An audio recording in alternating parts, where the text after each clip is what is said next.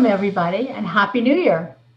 I'm Sharon Beck, your president of the Chicago Club, and I hope that you are all staying safe and are well. Since March, we have been unable to meet in Clubhouse 5. We miss seeing all of you, and I'm sure you miss seeing each other. Your board has been working hard to bring you monthly entertainment in the form of virtual trips, comedy, and shows. We will continue to do so until we can meet again. Our trip shows will continue to be shown on Channel 6 at 7 o'clock on the second Thursday of the month. In February, there will be a special treat, so watch for your email for details. I want to thank Dorothy Picella and her husband Carmen, and especially Bill Hoffman, for all the work that they have been doing to put on these travel shows. So sit back, enjoy, and think about the Chicago Club and when we can meet again. Hi, this is Bernie, your travel guy. Here we are at Clubhouse 5, filling our hot air balloon for another fantastic Chicago Club travel event. We have with us Dorothy and Hoffy as your tour guides and Carmen, our cameraman. You can't beat the fun we're having taking a quick balloon ride over through the Orange County Great Park. No traffic and very quiet. Although it's a little chilly this time of year, and Dorothy waited to tell me she was afraid of heights until we were already off the ground. We have arrived, and our crew is leaving me to take you on a tour of Old Town Orange and Santa Ana while I enjoy the Great Park Balloon. You can see this landmark from the village, and I've always wanted to take a ride. The Great Park Balloon was built in 2007 and is one of the world's largest tethered helium balloons and the first of its kind in the United States. It's environmentally safe, non-polluting, and virtually silent.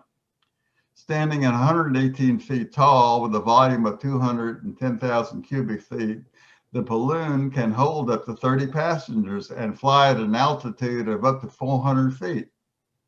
Don't worry, it's always tethered to the ground by a steel cable, making it a safe and fun experience for everyone. The Orange County Great Park and its iconic balloon are located on the former site of the El Toro Marine Corps Air Station. Until we can safely travel together on our bus trips, the Chicago Club is providing residents of Laguna Woods some travel ideas for destinations that you can visit on your own that are just a short drive from the village. We send out monthly emails telling everyone about our upcoming events. If you're not receiving them, you may miss out on something special. So please subscribe to our emails on our website shown below, the Chicago Club, lwv.com/trips. We miss you and are looking forward to the time when we can see all of you at our monthly meetings at Clubhouse 5 and on our trips. Until then, stay safe and well. Enjoy our show. Welcome, everyone, to the Chicago Club Travel Show. We're so glad you decided to join us today. We have a great show planned, and I'm Dorothy Picella, your host. And as always, we have Bill Hoffman, otherwise loved as Hoffy, to be our tour guide today in our historic cities.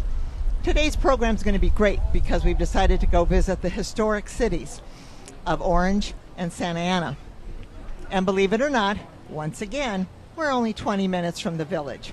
So easy for you to do, to come and enjoy the day here in Orange where we're starting, because there's so much to see and enjoy.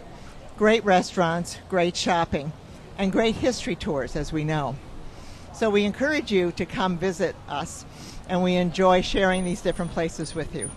So Bill Hoffman is with us, otherwise known as Hoffy, and we have a great tour planned for today. And we're starting here in downtown Orange, and he's going to tell us about the Circle right here in Orange.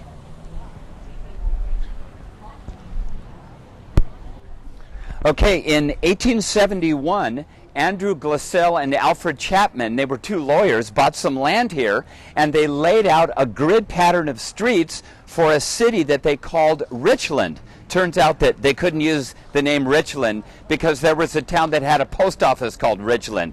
So they selected the name Orange. But what I love about what those guys did is they laid out this beautiful elliptical plaza, and there's a big debate, is it round or is it elliptical? It's actually elliptical, but they were smart enough to leave this land open for a downtown gathering place which is fantastic. Now let's take a look at what it looked like. This was the plaza in the early 1900s, and the city would take pride in landscaping it. And then prior to that, it was nothing more than a hitching post for horses, but they kept improving it and improving it. And then in 1888, the Women's Christian Temperance Union had a fundraiser, and they raised money to buy a beautiful fountain, the Iron Fountain, which we're going to go take a look at. So because of this wonderful plaza, they call Orange the Plaza City, the only city in Orange County that has a plaza right in the center, and I love it. Okay, this is the pride and joy of Orange. This is the Plaza Historic District. It was nominated in 1981, and it was put on the National Register of Historic Places in 1982. It's really the only town in Orange County that has a central plaza. They used to call it Plaza City. And I know that Carmen and Dorothy like Orange, so you could tell us why. We absolutely love the city of Orange because our daughter and son-in-law and granddaughter live here. They've lived here for many years. Matter of fact, we just saw St. John's, and our granddaughter goes to school there. But every visit is different when we come to Orange, because, and you'll see in a minute, between the restaurants, the antique shops, and all the retail shops, it's really a great place to spend an afternoon. So we encourage you to visit Orange. And again, it's so historic, very, very important to Orange County. City of Orange and Santa Ana. We are now in the Orange Historic District. It's one of the largest residential historic districts in California. And let's take a look at some of these properties. There's a law called the Mills Act, and if you live in a historic district and your house is on the historic register, you can get a tax deduction to refurbish it. And the purpose of the tax deduction is to offset some of the costs of rehabilitating it. I'm happy to say that over 200 properties have already applied for, and they're using the Mills Act. It's a 10-year contract. So you will see this in all throughout California. The government helps property owners refurbish and restore their properties. They don't have to restore it to a specific period, but they do have to follow certain standards. Let's take a look at this beautiful bungalow. I estimate it's about more than 100 years old. The property owner has a large front porch, which he loves, beautiful drought-tolerant landscaping. And then this house on the corner, I love the We Love Orange sign. So we're going to take a look at a number of properties here in the district. This is a great example of adaptive reuse. This used to be a church. It's kind of a Queen Anne Victorian style. It became another restaurant, I believe, called the Abbey. Now it's Avila's Mexican food. You can see they have margaritas to go, but it's before my drinking hour. But this is a beautiful example of adaptive reuse, and you see this all over Orange. We're at another beautiful house in the historic district. This is a folk Victorian house from 1897, and the property owner is considering applying to the Mills Act because, as you know, it's pretty expensive to restore this. I just talked to the property owner. He actually orders some wood pieces from antique shops for his restoration. If you can look at the gable up at the top, that's called barge board or gingerbread Gothic, and that type of restoration is quite difficult, but he's considered applying for the Mills Act, and that will offset some of his costs. But I think he's a hardworking guy. He did some of the work in other houses in the neighborhood. So this is a good example of folk Victorian church. Okay, yes. So here's another Craftsman Bungalow. This is a more recent one. I actually like the turquoise, light turquoise green color. The front porch. But if you'll take a look, in those days the garages were always in the back of the house. With the garages in the back, you didn't have a big ugly garage door facing you. The front porch or the front door faced the street. So you can always tell how historic a neighborhood if the garages are tucked in the back. And if we'll pan across the street, you can see the garages are also in the back of all these houses. You can also sometimes tell the age of a neighborhood by how tall the palm trees are. So I love historic districts, and this is a huge one. And in a historic district, if your house is considered a contributing member of the district, you are eligible for these tax incentives that we talked about. If it's called a contributing structure. If your house is non-contributing, if you try to remodel it, you have to bring the house to some sort of historic characteristics. But once again, you don't have to create something that wasn't there in the first place. But historic districts are a lot of fun because they bring you back to an earlier era. As you go down the street, you think that you're back 100 years.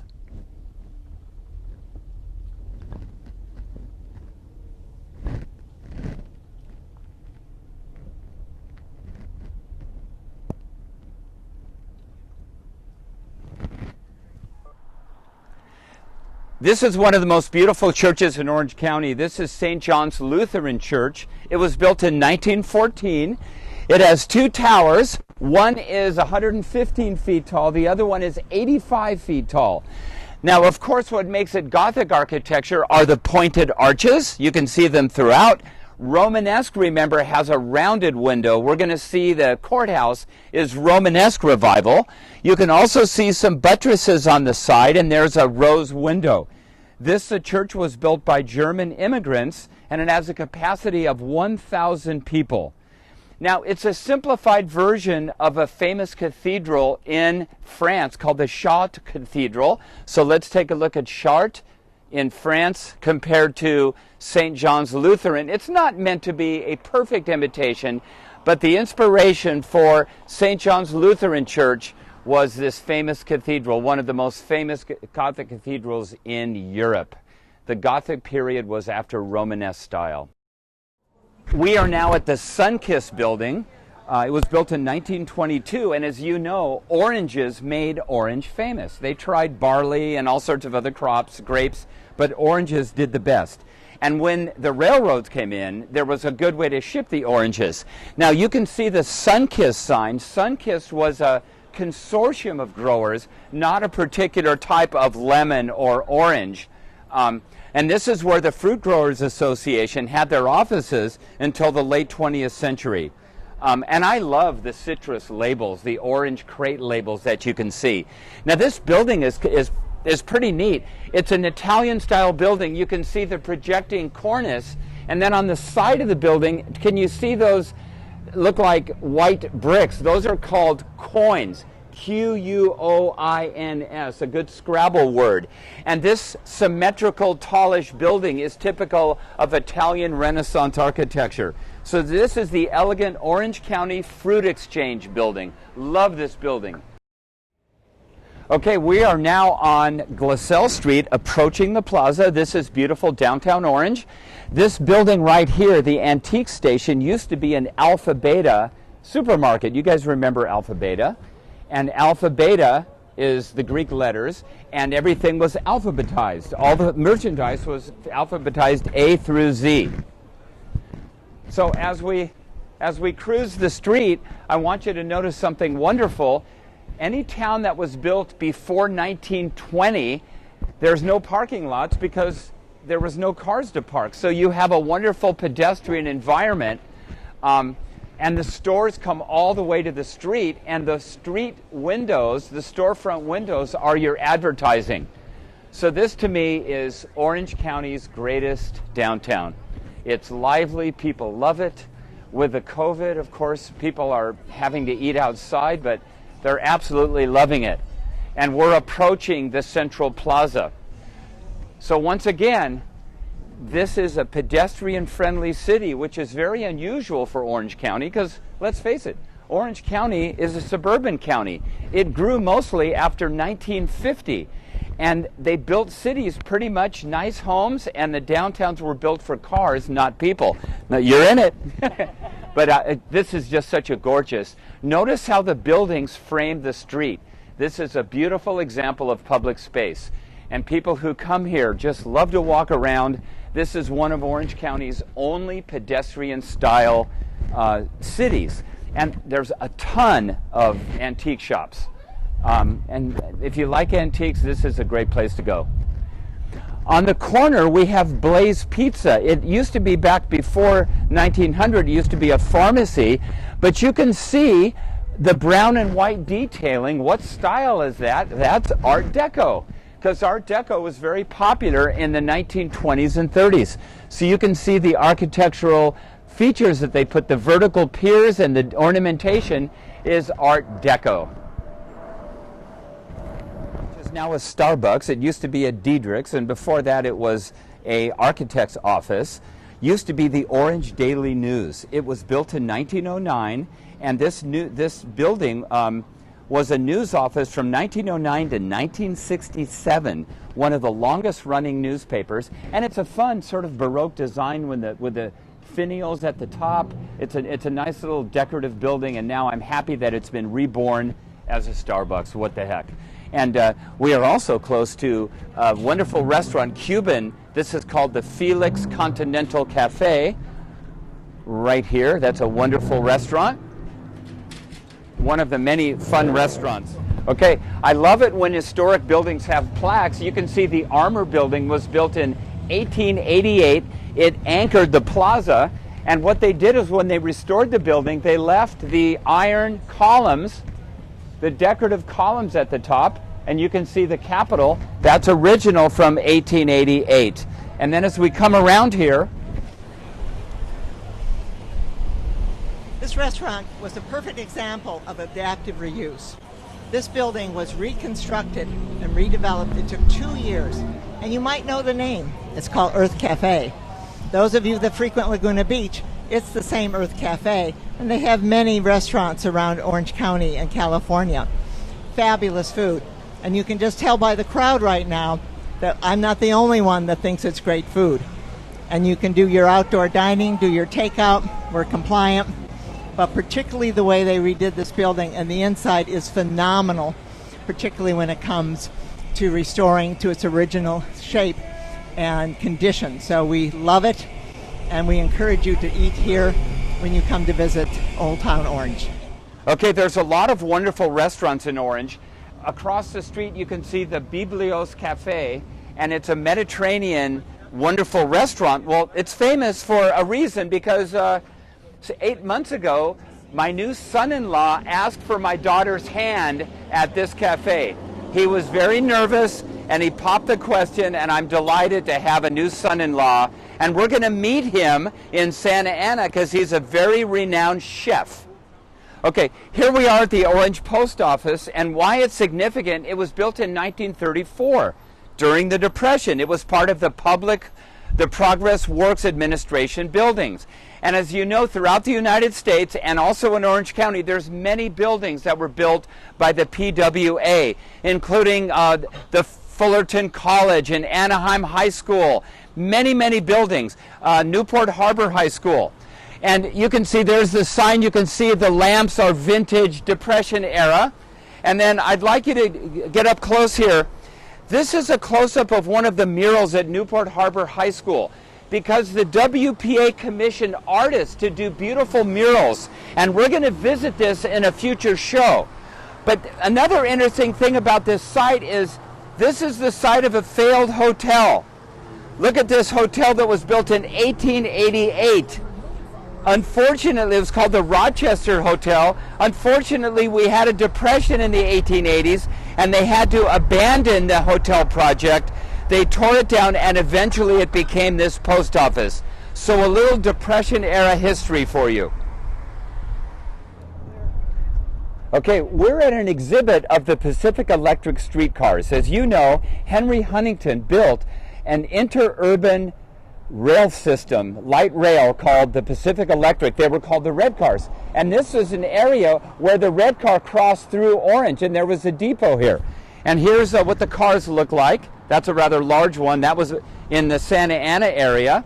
But here you can see where the cars pulled in, the streetcars, and you can see where the track went, and you can see the orange circle. And the first motorized streetcar in Orange was called the Peanut Roaster because of the high-pitched whistle. And it's kind of fun, they actually preserved some of the old tracks. So I think it's very important that cities preserve some of their history. Okay, we are now in Depot Park. This was donated by Santa Fe Railroad in 1891, and the city took the original park, and by the way, these are the original trees. These are some beautiful trees, camphor trees, and then you can see how tall the palm trees are. You can always tell how old a part of the city is by the height of the palm trees. So the city came in and they refurbished the park. It's called Memorial Park. It was dedicated in the year 2000, and it was dedicated to the 5 service branches of the military. So this is Memorial Park, originally Depot Park, donated by Santa Fe Railroad. So in 1888, Santa Fe Railroad came into Orange, and obviously there was a lot of oranges to be distributed throughout the Southland and the United States. And the original train station was this Victorian stick-style architecture. But they needed to replace the building, and in 1938 they replaced it with this Mediterranean-style train station. And this served the city for passenger and freight for quite a while, but it was closed in 1971. It was reopened in 1993 because Metrolink was established to take commuters all throughout the Southland. And this has been one of our themes. It is now a restaurant. The southern part of the building is Ruby's, and I really do like their Ortega burgers. They're really good. I love their chili cheese fries. I mean, there's some good food, and I love their shakes. But you can look on the north side of it, you can see the streamlined modern style, which was typical of train stations. And you can see the restaurant is open. And it's appropriate. They have an orange tree and the fruit is ripening. And the lounge is called Streamliner Lounge. I like it. Very good. So let's come over here. This is actually kind of fun. This might seem like a minor detail, but look at the streamline overhang. That's 1930s. That is what train stations were looking like. And that's why streamline modern is the style of, wow, this is beautiful inside. Let's take a look inside here. This is the original ticket area. Yeah. We're just admiring the beauty. When was this built? This was built in 2011.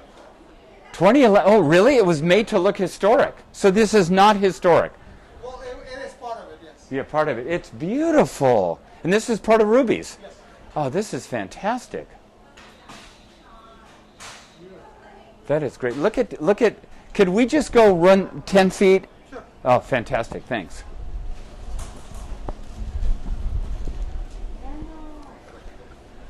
Look at these beautiful streamlined modern lamps. This is typical of what you would find in the late 20s and 30s in a train station.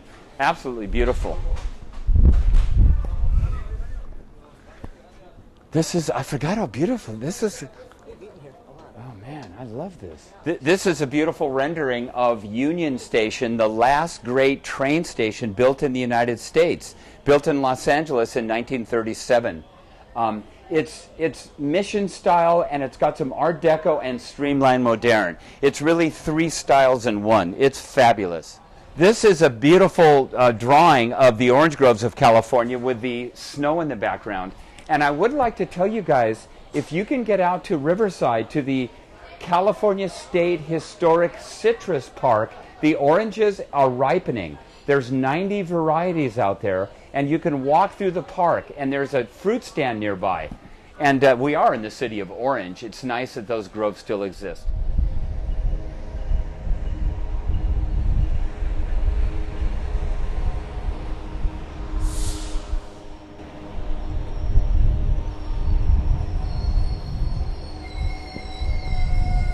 You know, I wonder, Dorothy, do you think those lamps were original or not? They said they weren't. I think they are. Yeah.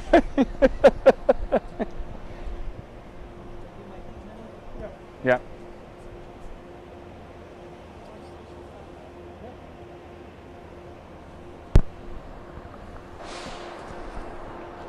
Okay, we're here on the platform at Orange Station.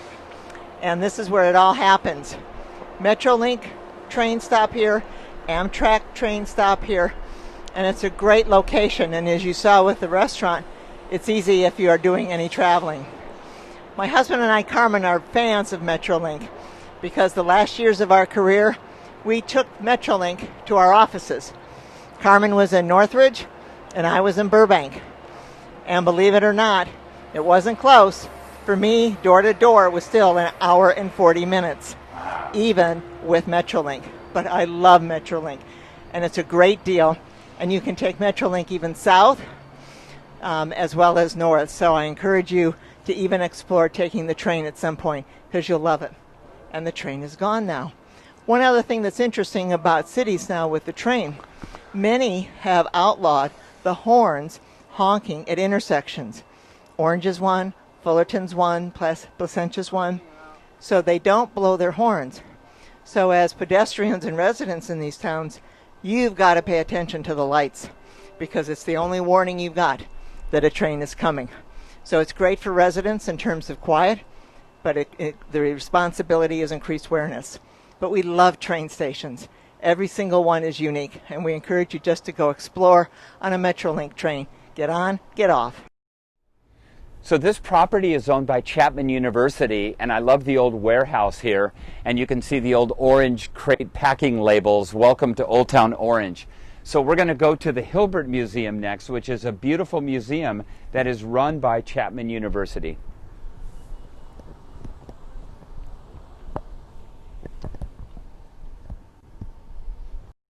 Okay, here we are at the Hilbert Museum of California Art.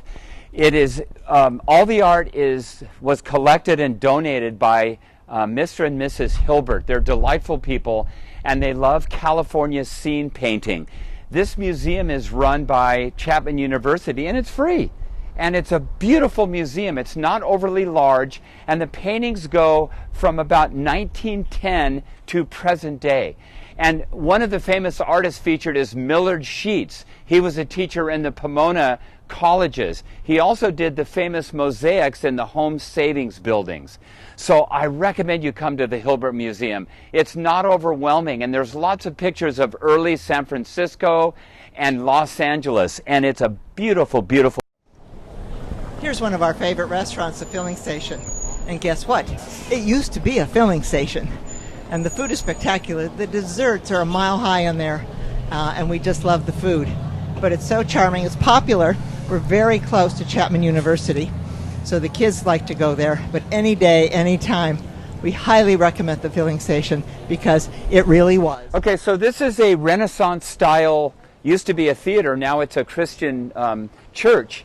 And you can see it's got a projecting cornice, rounded windows, and it's that classic Renaissance look, which is very squarish. It's quite a beautiful building. And remember, Orange, the Orange Plaza Historic District is at the intersection of Glassell and Chapman, the two gentlemen who founded this beautiful city. So let's take a walk down the block on Glassell Street as we head to the plaza and say goodbye to Orange.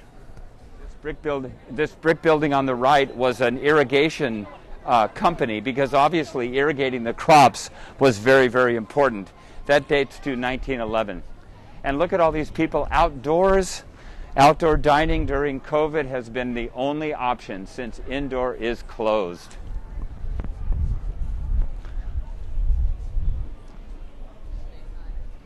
There's a number of good breweries. We're passing a brewery here. It's called Provisions, and I am tempted to have a brew here, but we're too busy filming. Let's take a look back, Carmen, back at this beautiful street. Just beyond is Chapman University, and a lot of the kids come back. Look at all the people walking around. This is definitely Orange County's most successful downtown. It's a thing of beauty. It shows you what you can do when the city was built. Beautiful right now.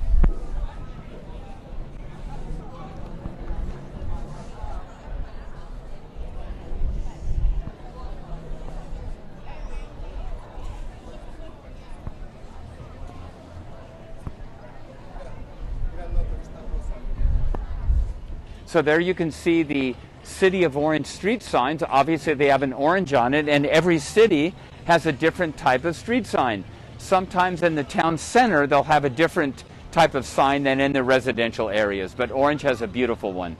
So here's a guide to downtown Orange, Old Town Orange, and you can see there's the Plaza Square, and you can see Glassell and Chapman, the two gentlemen who founded the city. And there's all these wonderful restaurants and bars, and as Dorothy said, it's a great place to come. Let's take a look here. This is one of the neat historic buildings. This is the Masonic Temple from 1923. But before it was a Masonic temple, it was actually called the Campbell House or the Opera House. So this is one of the most important buildings in downtown Orange. Okay, let's go to the plaza.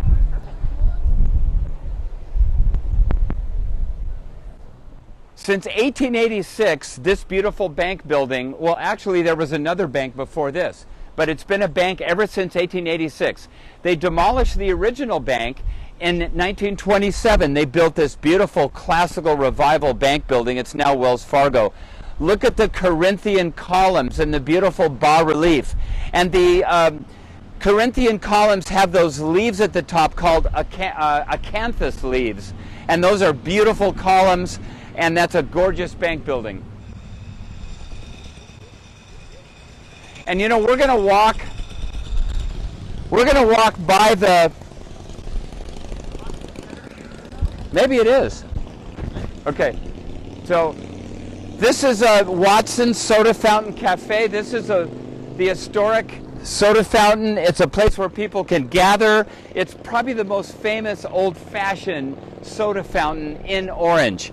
And the food is good, and it's kind of like you can get gum. There's a gumball machine, there's a bar. It's a classic place. What do you think of it, Dorothy? I absolutely love Watson's. And a new addition, they just remodeled, and so it looks really sharp. But they added a new bakery, Rockwell's. And if any of you know Villa Park and you know Rockwell's, this is the place to get pastry. Their cakes are to die for. They're phenomenal. So save room when you're eating at Watson's and then go and have some pastries at Rockwell's. They're as much of an institution in Orange County as Watson's. So here we are. We're finishing our visit to Orange at beautiful Plaza Square. It was named one of the great public spaces in America by the American Planning Association. Remember, it goes back to 1887. And Dorothy is going to say goodbye here to us. And there's the beautiful fountain.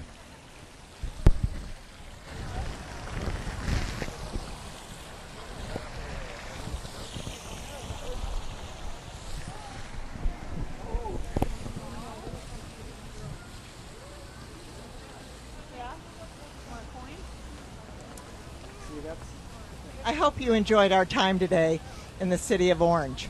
And we're back here, as Hoppy just said, back at the plaza. And people always talk about, when you tell them or you ask them if they live in Orange, it's always in relationship to the circle. So this is the circle. So if in fact you feel like we've been going in circles for the last half hour, we have. But we're back to where we started, because this is actually the founding fathers and the very grounding of this wonderful city of Orange. Hope you enjoyed our tour, and now we're ready for the next visit. Bye-bye. Welcome to our second half of our old historic town visits.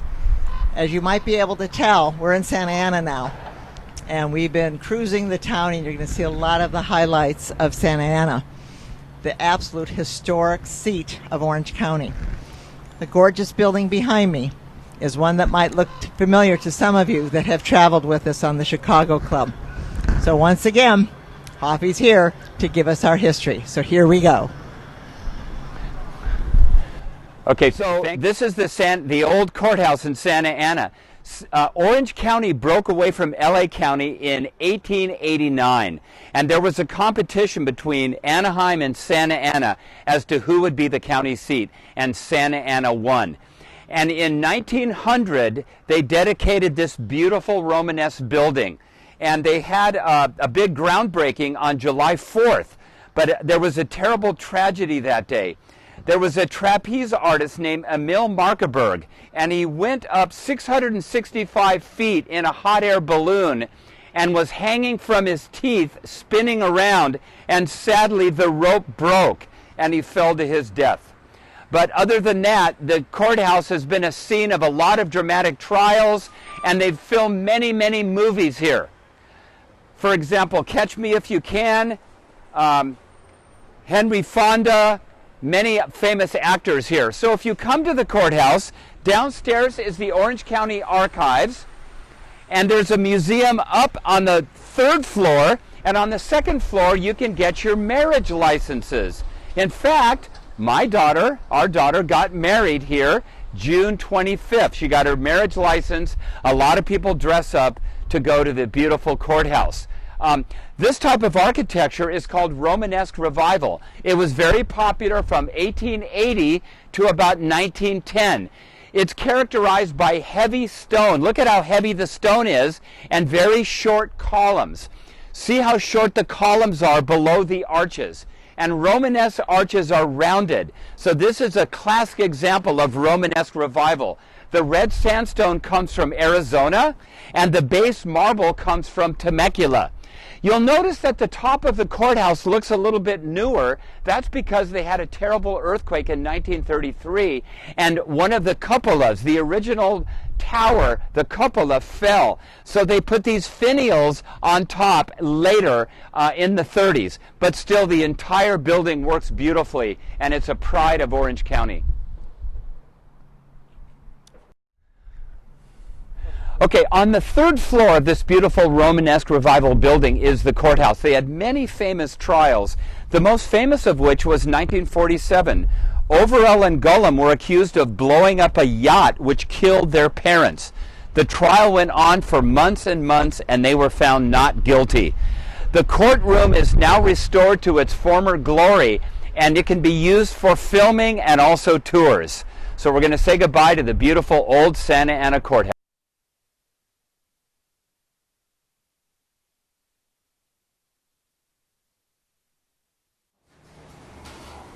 Okay, hello Chicago Club.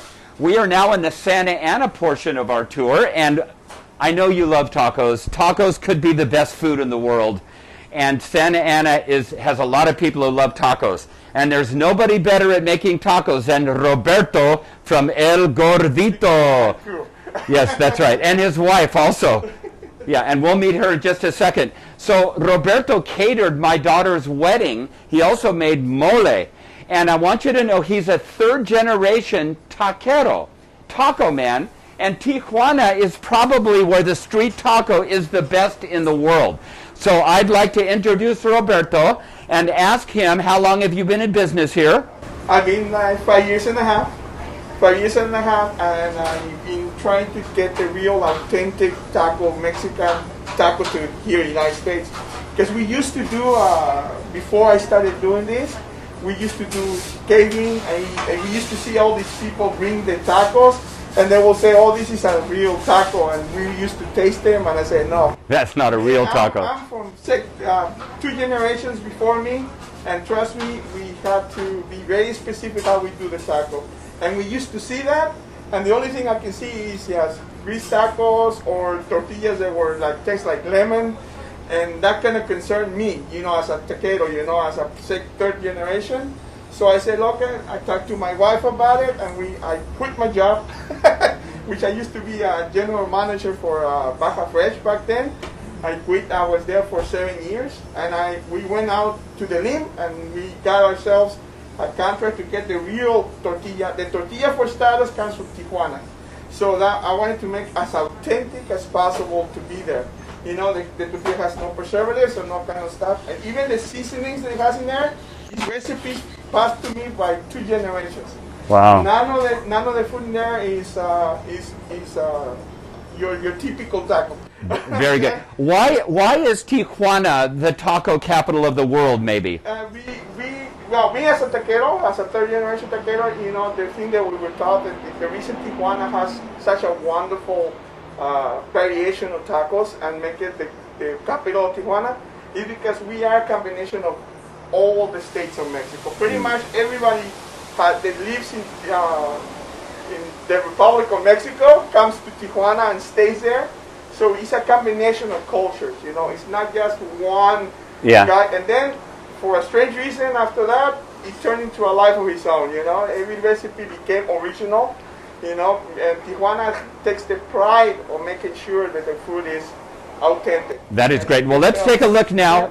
Take a look, discuss these different types of tacos before we go into the kitchen. Okay. Now in Tijuana we don't use your typical chicken. We use grilled chicken, which is the meat that you're supposed to use. Okay. Many people use this meat that is the black meat, okay, which is not good. This is suadero. Now suadero is originally was made in the capital of Mexico, and it was supposed to be when people couldn't afford to get the taco or pay the food. You know, you have to get good food without paying the price for it. You know, so suadero was born, which is the back neck of the cow, which is nobody. That's the suadero. That's suadero, and it has a little texture that tastes like. It's kind of hard to explain, but it has a different. This is the carne asada. This one is made with 7 different kinds of spices, which is nobody does that anymore, and it's a slow cook in the grill. Okay. Now this is the carnitas. I cannot explain you the recipe on it, but I can tell you this is made originally with original recipes. You will not believe how it's non-greasy. Okay. And this is the birria taco, which is very popular right now. This is the birria. This is made out of beef. This comes from Jalisco originally, but it came to Tijuana like 20 years ago, to be honest with you.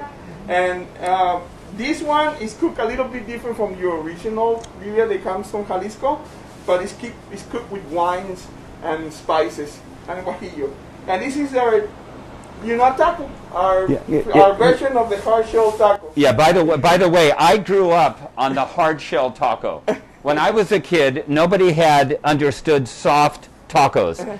This is the one that we all knew and loved as kids. And this is called the taco dorado. Taco dorado, exactly. And it's totally different. This one is made out of the real tortilla with no preservatives. Okay? And you know our pickle onions. You know our salsas. Now, there's something about our salsas. We make it like the original way.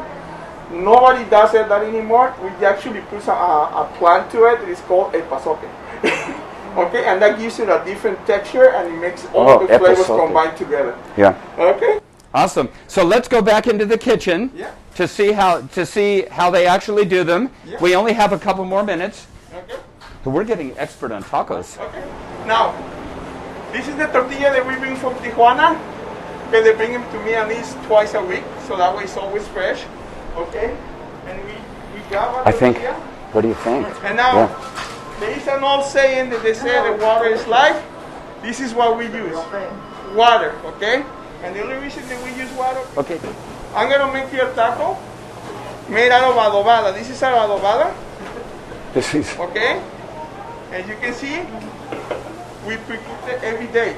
It's not from days, it's every day. Okay?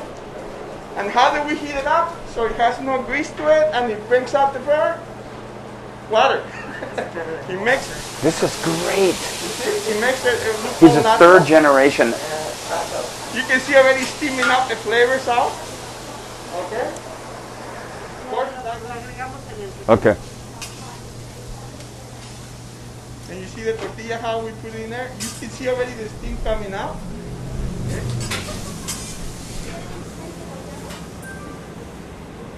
And in Mexico, the big tacos, we make it with guacamole and pico de gallo, okay? As you can tell, we only use high quality vegetables. They bring them to us every day. This is done just today, okay? A little bit of cilantro and salt. That's it. We don't use anything else, so you can taste the real taste of Tijuana. You can see, and that's how we make our tacos. Okay?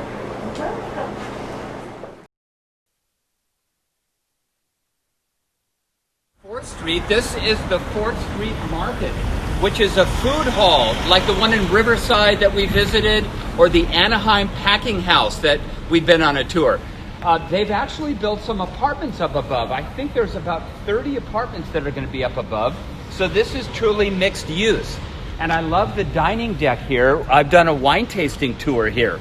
There's a beautiful place called the Alta Baja Market, and there's about I would say 15 restaurants inside where you pick up the food and eat wherever you want. So 4th Street is going through some really nice changes. I like the decorations for the holidays. I like the palm trees and the sycamore trees. And we'll see the historic part in just a second. 4th Street is a street that has gone through lots of changes. 4th Street has very wide sidewalks. You can see the brick, but they also have these planter areas. And underneath you can see the Art Deco features. That's gotta be from the late 20s or the early 30s. And they have these up and down the street. 4th Street has about 5 blocks of interesting stores and great architecture. Orange County used to have the Pacific Electric red car, and now they're going to bring back the Orange County trolley. It's going to go from the Santa Ana train station down 4th Street all the way to Garden Grove. Some of the store owners don't like the idea though, because they think it's going to crowd the street too much. I hope it is well used. You can see it's not a very wide street. They slowed the traffic to only 2. So you can see the 4th Street Market, the apartments up above. I love the colorful paintings and murals on the side, and that's probably going to help the businesses here. Because remember, Santa Ana is either the biggest or the second biggest city in Orange County. It's got over 300,000 people. But here's what not to do. This is a bank building, and you can see it just puts a large wall to the street. That's a real shame. Now on this side, you can see some of the facades of the buildings from the early 1900s, and you can see that the businesses are a mixed set of businesses. Some cater to the Latino shoppers, some are more gentrified restaurants, and this is a wonderful barbershop here that's pretty famous.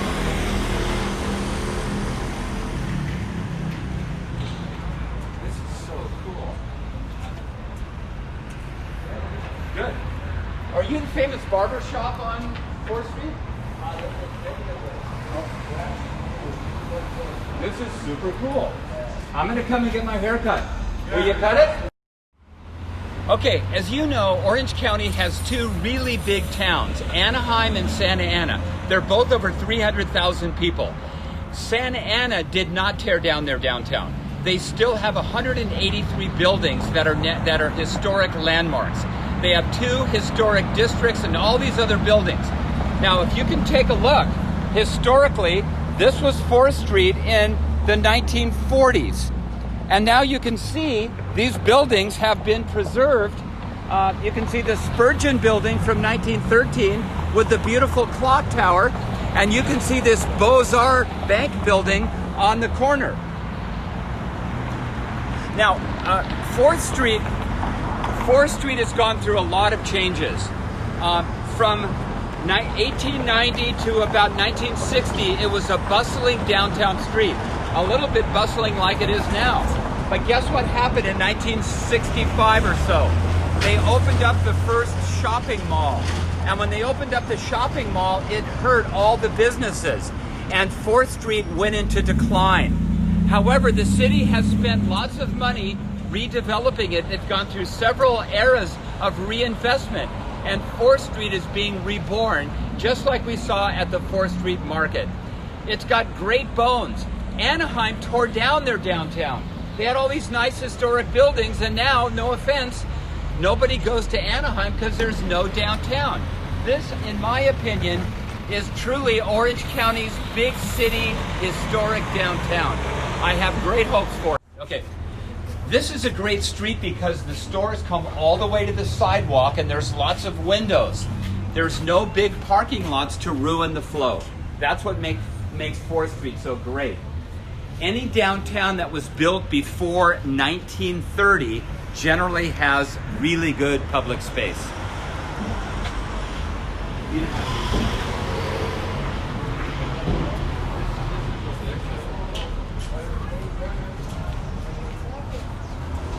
Okay, you can see this building on the corner, which used to be a bank building, is a classic early 1900s office building. It's called Beaux-Arts architecture. Doesn't it sort of look like a column? You've got the base, the shaft, and the capital with a large cornice. All over the United States, you would see buildings of this style. That was the classical style that almost all architects used in the early 1900s, and it's still surviving today. Okay, there's so many fantastic buildings in Santa Ana. Here's another beauty. This is the West Coast Theater. It was built in 1924, and it's Renaissance style. You can see the rounded arches, which makes it Italian, and up top you can see the projecting cornice. Also, Renaissance style buildings tend to be very squarish, and you can see that this building fits the bill. It holds 1,300 people when it was a theater. They actually had vaudeville performances here, and they have a beautiful Wurlitzer organ inside. It's obviously on the National Register of Historic Places. So here we are at the former Santa Ana City Hall. It was built in the 1930s, and you can tell from the entrance, it's Art Deco. It's got the beautiful clockwork and the classic lettering and numbers and the Art Deco detailing. Even the lamp up above is Art Deco. So this beautiful building has been rented out for advertising agencies and all sorts of things. But in the 1930s, it was Santa Ana City Hall. You can see in the marble base that the Santa Ana City Hall was erected in 1935. Remember, the Art Deco movement in architecture was from 1925. Okay, this is the beautiful former Santa Ana City Hall. It's a classic example of Art Deco and one of the greatest buildings in Santa Ana. Look at the vertical orientation and look at the vertical piers. And Art Deco buildings also recess the windows. Notice how the windows are laid back a little bit, and there's a vertical emphasis. And as the building gets taller, it gets narrower. That was very popular in New York in the 19 teens and 20s. And this is classic Art Deco architecture. You can see the Art Deco details. I'm not sure who those people are, but they look serious. And you can see next to it, the city has built live work lofts that are very close to the artist village. This is classic Art Deco. And look at the beautiful at the top. Look at that beautiful lamp at the very top. Okay, part of the architectural legacy of Santa Ana is Spanish colonial revival architecture. And this is the beautiful Santora building. It's got some bakeries, and it's got some restaurants, and it's got some upstairs artist galleries. But you can see the tremendous detail. That's called churrigueresque. It's named after a Spanish architect who decorated his buildings and churches. And you see this churrigueresque Spanish colonial architecture all over Los Angeles and parts of Orange County. And this is a beautiful example of it. The Santora building is from the 1920s. This is Artist Village. This is Broadway and 2nd Street, and I think it's one of the most beautiful malls. It's not a mall, it's a beautiful pedestrian street. It goes all the way to the old Santa Ana City Hall. It's got a beautiful fountain, and they have art walk once a month here, and when COVID's over, it'll be great again. But this is beautiful because the buildings are 2 stories, and they frame the street beautifully. And this is quite lively in the evening, and it's a gorgeous public space. I want to introduce our next entrepreneur, and he's a former student of mine from UC Irvine. He took my social ecology class. One of my best students, his name is Jose Martinez, and he has grown up in Santa Ana, and he has a business in Santa Ana, and I saw him over at Lola Gaspar. So Joaquin, thank you for agreeing to be interviewed. Absolutely, thank you. I'm still his professor. It's a lot of fun. But anyway, I want to know what it was like to grow up in Santa Ana and then start your own business.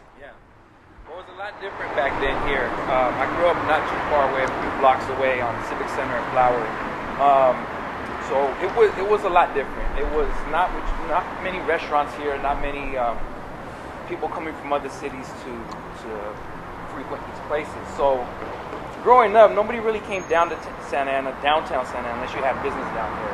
Quinceañera shops, getting suited for a wedding, getting a tuxedo and that kind of thing. Maybe getting your taxes done down here. But around the 2010s is when it started changing. And I think changing for the better. We got great restaurants here, art galleries, and I was able to bring a shop in myself and bring a personal training gym to downtown Santa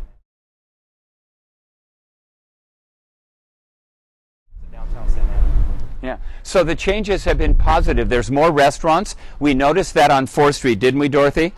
So Santa Ana is really coming into its own. What do you think needs to be done? Is there more that needs to be done for Santa Ana?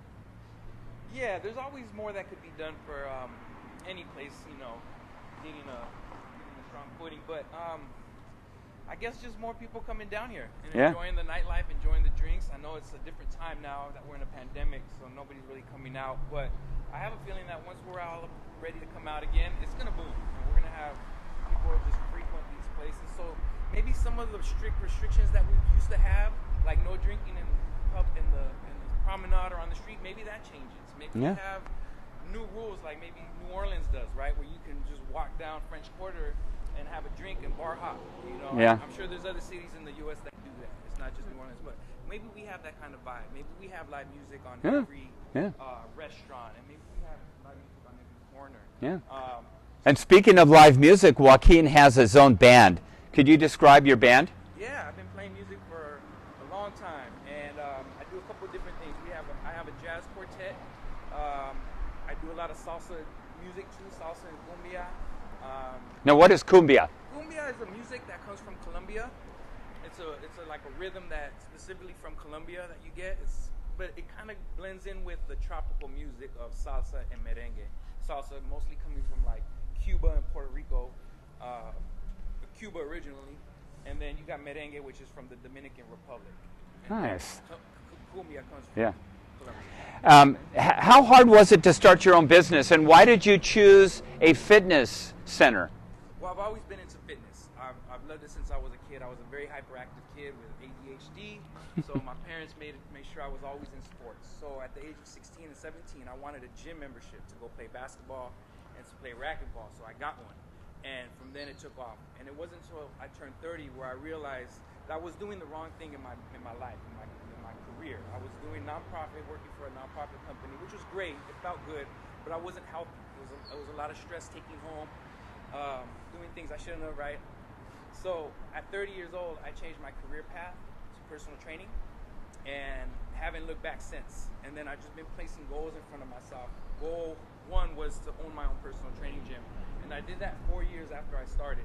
And I've had this place for 7 years now. Good for you. That's fantastic.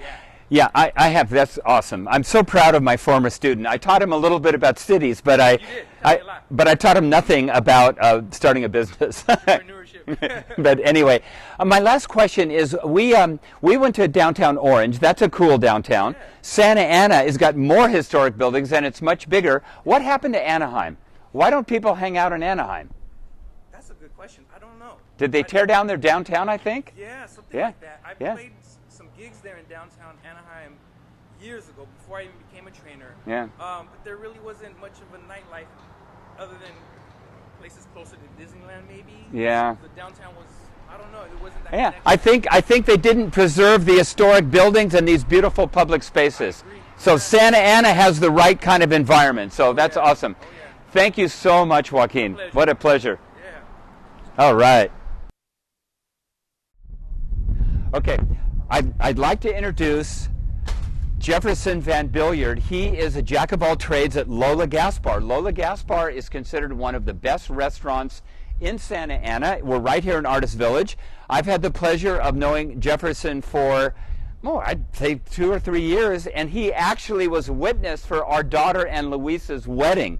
So, yeah, that's a true story. So Jefferson is great at making cocktails. I'd like you to talk about how Lola Gaspar is different and the type of take on cocktails is that they should be fun, but much more than that, they should be approachable, which means I like to keep the menu, even though we do draw things from all around the world, influences on places like Spain and what's happening in cocktail culture down in Mexico City right now.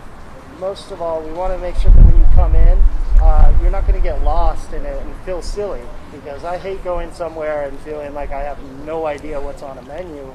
And it kind of, for me personally, it makes me not explore as much. I don't put myself out there as much. So when you see those familiar words, pistachio, strawberry, I can introduce you to mezcal, which you might not know about, and do it in a way that you feel comfortable, and it doesn't feel like it's just this big leap of faith. That's a great point. I've sampled his cocktails, and they are wonderful. So I'd like you to explain what mezcal is as opposed to tequila, and how you would use mezcal in a drink that somebody, maybe people who like to mix their own cocktails, might learn from you. Yeah, take it off. Yeah. So yeah, the biggest difference between mezcal and tequila is that tequila comes from a very specific type of agave. It's Blue Weber agave, and it's also processed in one particular part of Mexico. Mezcal comes from a variety of different agaves, and they're even blended together in most cases. Mezcal has a lot of bold characteristics. You can use it in a cocktail to enhance a smoky flavor, a vegetal flavor. You can turn someone who is just very strictly a scotch or whiskey drinker, you can give them something like that. And it's something they've never had before, but it is somehow familiar. Yeah. My mezcal. The origins of it was, a lot of families, just like now your mom has a casserole recipe. Back in the day, it was more this family made this type of mezcal, and it was mostly drank. Somebody died, somebody got married, somebody was moving, somebody was born. It was a very celebratory type of liquor. It wasn't until in the States you weren't allowed to get shipments of whiskey and scotch anymore because of prohibition that our brothers from the South started bringing this up, and we took to it like we do now because it's delicious. Yeah, it's fantastic. How have you guys survived COVID? I know that you can't have indoor dining, and I know you have a great Instagram presence, but how have you survived the pandemic? By pivoting as quickly as possible and taking it seriously. I'm a nerd. I'm all over the internet, so when I saw that it was already affecting that part of the world, we kind of braced ourselves and had a game plan from the get-go. We knew exactly what to do, and we didn't want to take from people. We wanted to be thankful that we were open and provide people with food at a reasonable price that could feed, a fair amount, of people, 4 people in a family, and dinner's taken care of. So that's one less thing you're stressed about when everyone is stressed about everything right now. Yeah. So I think that was very pivotal. But other than that, it was just us having such a strong fan base and a family for being here for 13 years now. Oh, wow. There's so many people that in this community, and in, as far as South County and LA County, we get people that come in pretty often, Yeah. support.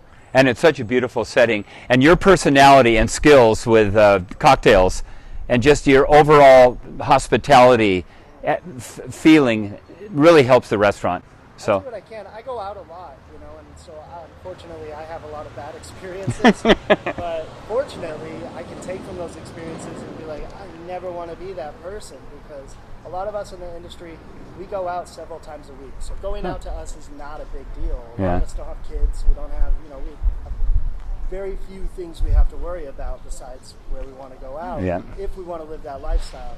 So for us, it gets lost that there are people out there that only get to go out once a month, once every 3 months, and you gotta hit a home run for them every single time because you deserve it. That's the one time that they got to go out. They have kids at home. They have whatever's going on in their life. They just want to go out and feel cool for 10 minutes. So put the ego aside. Give them a taco and a beer. That's great. That's great. Okay, well, thank you, Jefferson. That was awesome. Thank you. That was.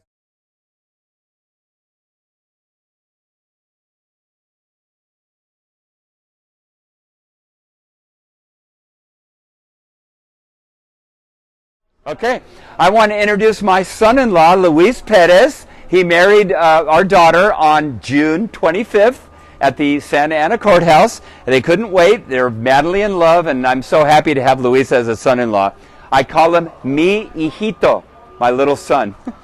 He's not so little. But anyway, Luis is a gifted chef. You went to, what school did you go to? I went to Le Cordon Bleu. Cordon Bleu School of Cuisine. Your old hometown of Pasadena. Pasadena, that's right. I grew up in South Pasadena.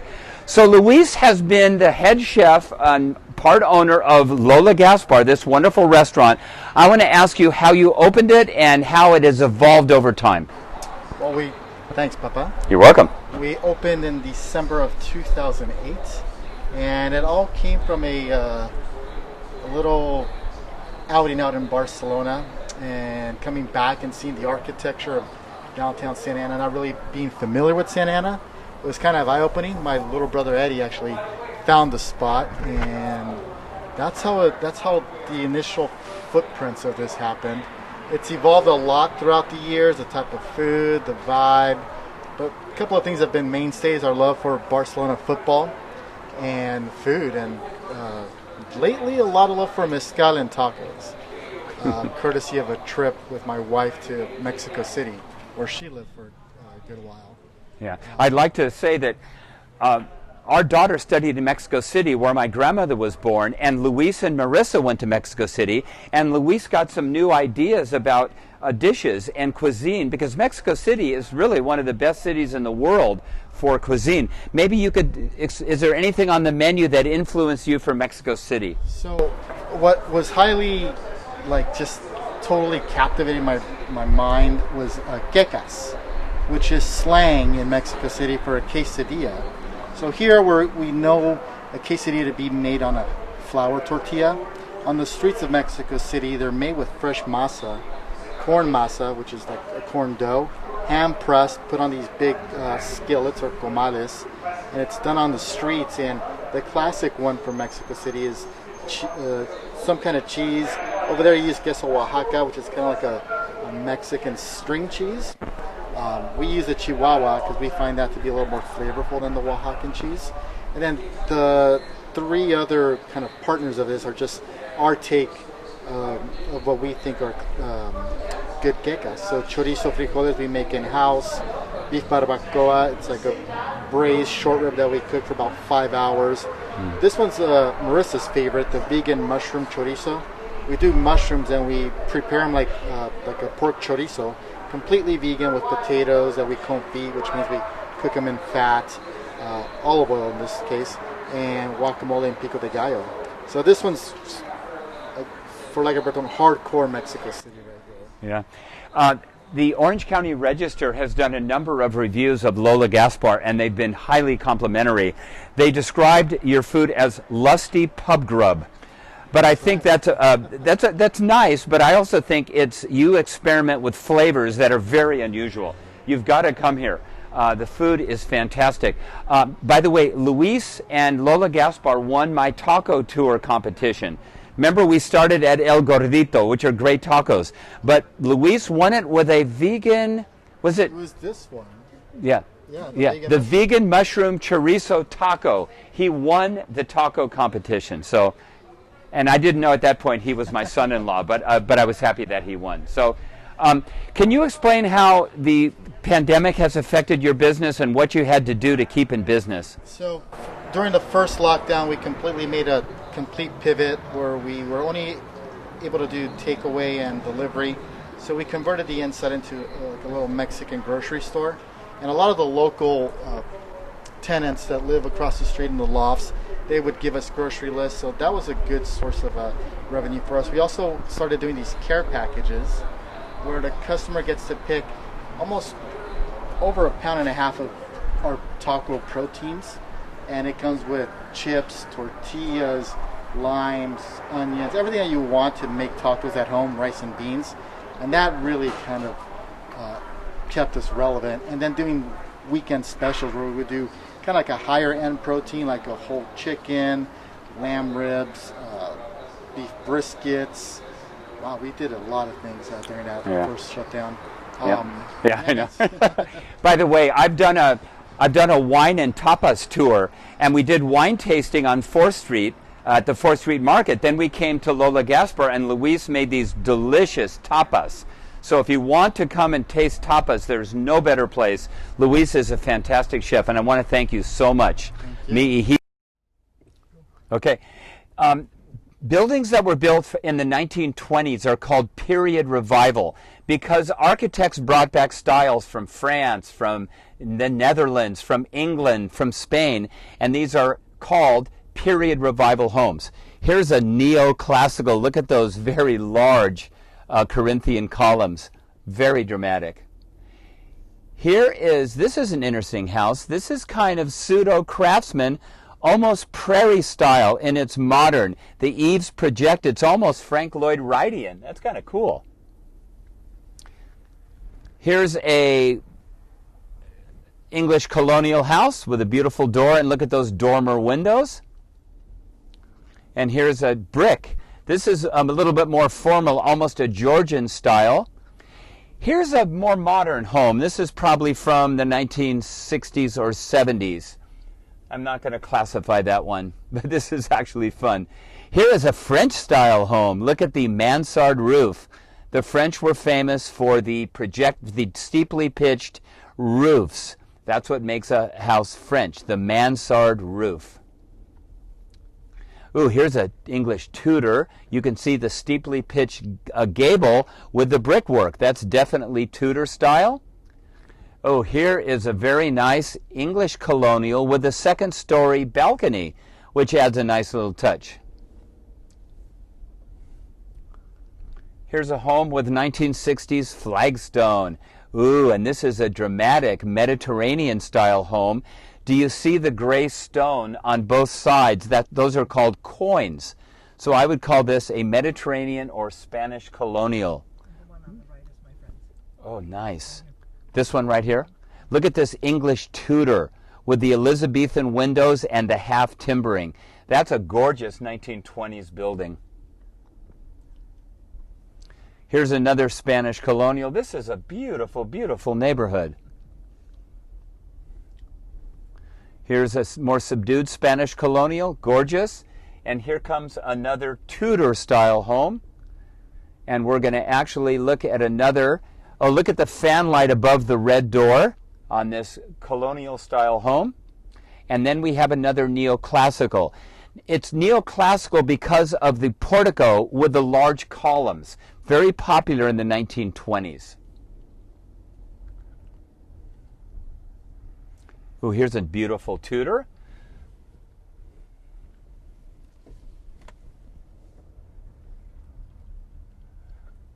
Okay, we're going to go up the street now and take a look at these beautiful homes.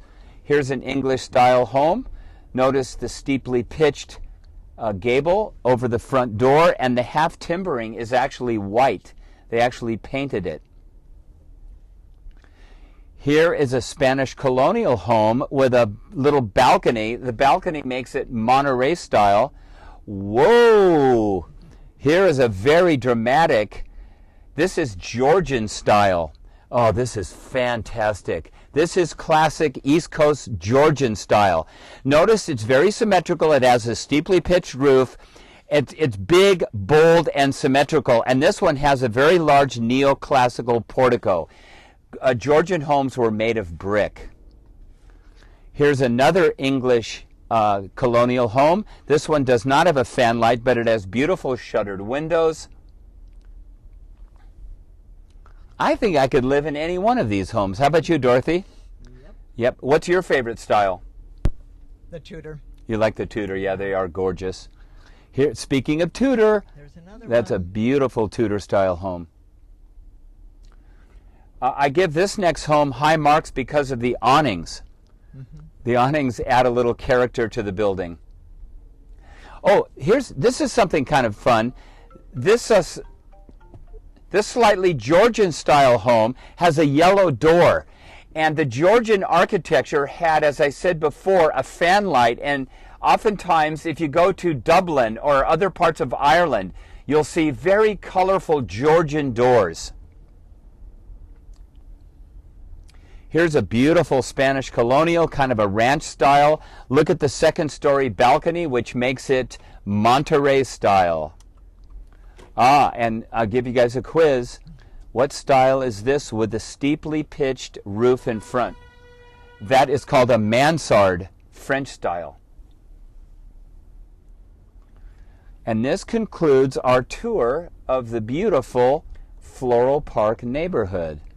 And remember, we're just 20 minutes from home. Oh, but we do have a classic here. I forgot. The classic on Yes, the here is the block. tiki style. I knew they would have it. This is a tiki style with a double-pitched shingled roof, which is classic Polynesia, and it's got to be green, and it is green. So that's a fun one to remind you that in the 1920s, all these architectural styles were called period revival. And there's one more on the right. Oh, look at this beauty. And just next door to that, We're looking at the beautiful homes. and here is Tara, straight from the movies. Oh, look at that neoclassical revival. Looks like it's from a southern mansion. Yep. Gone with the Wind. Okay. So this is the beautiful Floral Park neighborhood of Santa Ana. It was built between 1920 and 1960. It's got 100 homes on the historic register. Very popular after World War I and World War II. Look at this building here. It's streamlined modern. Look at the porthole type window and the rounded corners. And then here is a colonial style English. You can see the door surrounds. The English are very big on that. Here's a nice colonial revival. Look at this colonial revival with the two windows on the side. Absolutely beautiful with the shutters.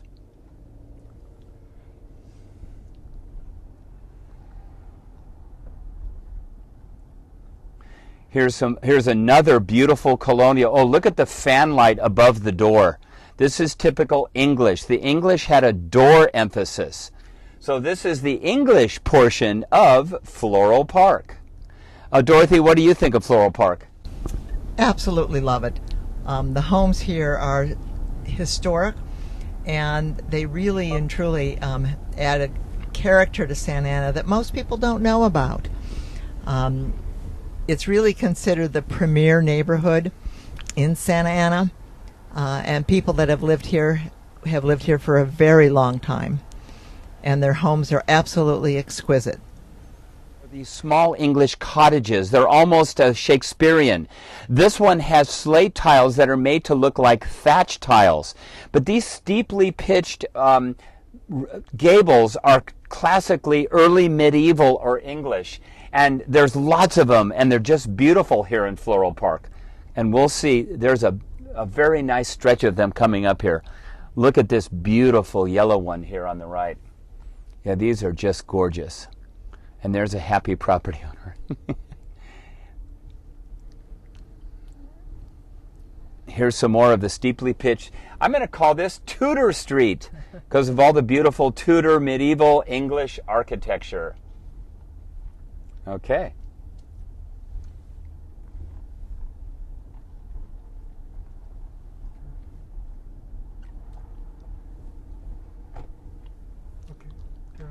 Now, I hope you enjoyed our show for today. Hoffy and I had a great time. We actually had a blast. So speaking of blast, I'm here looking for the cannonball and the wick because I want to light this thing so we can tell you what a blast we had today sharing our adventures with you.